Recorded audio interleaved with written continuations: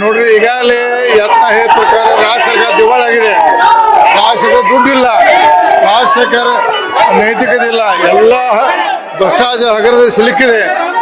ಆದರೆ ಸಿದ್ದರಾಮಯ್ಯ ಅವರು ಹಿಂದಿನ ಸಿದ್ದರಾಮಯ್ಯ ಆಗಿ ರಾಜೀನಾಮೆ ಕೊಟ್ಟು ಹೊಸ ಚುನಾವಣೆ ಒಳ್ಳೆಯದು. ಯಾಕಂದ್ರೆ ಅವ್ರಿಗೆ ಕಂಟ್ರೋಲ್ ತಪ್ಪಿದೆ. ಅವ್ರು ಒಳ್ಳೆ ಮುಖ್ಯಮಂತ್ರಿ ಇದ್ರು, ಅವ್ರಿಗೆ ಕಂಟ್ರೋಲ್ ತಪ್ಪಿದೆ.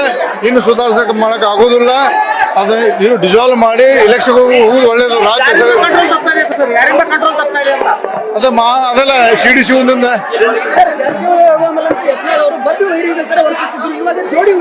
ಯಾರು ಇಲ್ಲ ಯಾರು ಯತ್ನ ರಮೇಶ್ ಜಾರಕಿಹೊಳಿ ಇರುತ್ತಿಲ್ಲ. ಅವರು ಕಾಂಗ್ರೆಸ್ ಪಕ್ಷ ವಿರುದ್ಧ ಮಾಡ್ತಾ ಇದ್ರು. ಜಾರಕಿಹೊಳಿ ಇರಲಿಲ್ಲ, ಕಾಂಗ್ರೆಸ್ ಪಕ್ಷ ವಿರುದ್ಧ ಮಾಡ್ತಾರೆ ಅವರು. ಅಷ್ಟೇ. Thank you. ಸಾಮೂಹಿಕ ನಾಯಕತ್ವ ಯಾರು ನೋಡ್ರಿ. ಬಳ್ಳಾರಿ ಬಹಳ ಮುಖ್ಯವಾದ ವಿಷಯ.